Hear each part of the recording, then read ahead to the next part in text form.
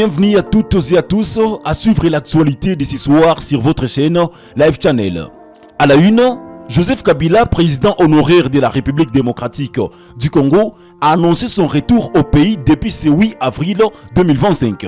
Ce dernier a affirmé vouloir participer avec détermination à la recherche de vraies solutions sur la crise sécuritaire qui sévit dans l'est de la République démocratique du Congo. Suite à cette déclaration, M. Corneille Nangaa, coordonnateur politique du mouvement du 23 mars, AFC M23, qui contrôle actuellement la ville volcanique de Goma, a exprimé sa disposition à l'accueillir. À Goma, des voix comme celle de Tigana Nseka rappellent que Joseph Kabila Kabange, en tant que citoyen congolais et sénateur à vie, a pleinement le droit de circuler librement sur le territoire national. Son intervention, de nuances politiques, est à découvrir dans cet élément. En fait, Joseph Kabila il a posté qu'il va rentrer au pays, mais il va commencer par la partie est du Congo.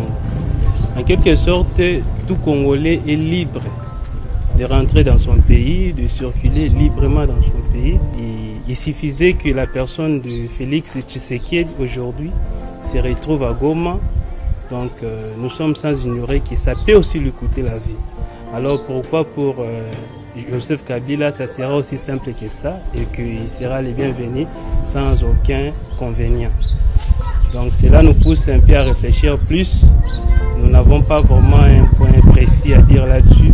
Nous ne pouvons pas vraiment beaucoup certifier sur cette arrivée, mais étant congolais, il est libre de rentrer au pays, mais aussi de circuler librement dans le pays, étant aussi sénateur à vie. Et ce que nous pouvons toutefois aussi envisager à ce qu'il y ait un climat de confiance entre les différentes parties, notamment AFC et le gouvernement de Kinshasa, y compris même FCC de Joseph Kabila, parce que ces derniers temps, nous sommes en train d'assister vraiment à une ébréchir, un déchirement total entre les corps politiques. D'un côté, nous voyons le proche de la famille politique de Félix Tshisekedi qui est en train d'attaquer les kabylistes en disant que Kabila c'est un Rwandais, à l'occurrence M. Jean-Pierre Bemba Gombo.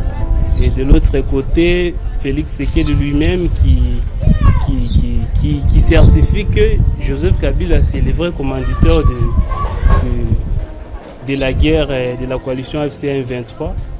Et nous sommes en train de remarquer, au début c'était un camp qui était en train de prendre plus le devant. Cette fois-ci ce n'est pas le cas. Nous voyons Emmanuel Shadari qui vient de répliquer en disant que ce qui est dans la majorité, 480 députés au niveau du Parlement, 90 sénateurs, 73% des voix de suffrage universel.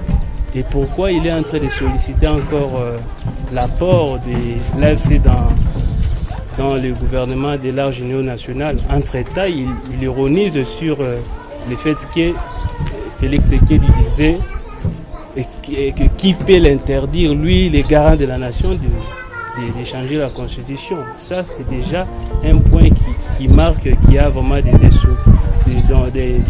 des désaccords entre les partis. Nous voulons qu'ils puissent un peu s'unir, trouver un commun accord afin que la paix puisse revenir dans les pays. Si jamais il serait à Goma, c'est alors que nous pouvons dire, nous pouvons avoir le temps de réfléchir et puis émettre notre point de vue. Mais aussi, prenons par exemple le camp où il s'est retrouvé à Goma. Donc, à sa qualité du sénateur à vie, moi je trouve que ça sera vraiment un message fort, un message de division. Donc, il n'est pas interdit à un Congolais de se retrouver à Goma. Nous avons vu la présence des prélats catholiques. Donc, ils sont en quête de paix. Mais par rapport au rang social, au rang politique de Joseph Kabila, ça ne sera pas vraiment un bon message. Même s'il a ses droits, donc il serait mieux aussi de préserver cette union dont le pays est en train vraiment de se déchirer.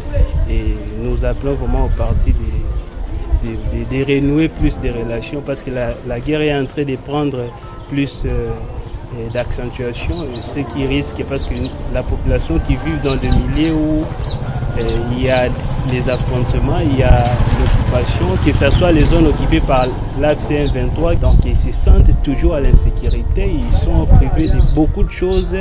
Il y a insuffisance des moyens alimentaires, il n'y a pas de financement, pas de travail. Tout ça, ça nécessite un peu de résolution le plus vite possible. Et cela nécessite à ce que les acteurs politiques puissent vraiment trouver un terrain d'attente, que ce soit Kabila, Tshisekedi, mais aussi Moïse Katumbi. Ce sont vraiment des gens très importants et voir comment les négociations sont en train d'évoluer, vraiment c'est un message de regret parce qu'ils se disent vraiment non, par contre, c'est pas vraiment notre humble avis. Fin de cette actualité d'aujourd'hui réalisée par Kainsman Seba, messieurs dames. Merci de l'avoir suivi et surtout, portez-vous bien.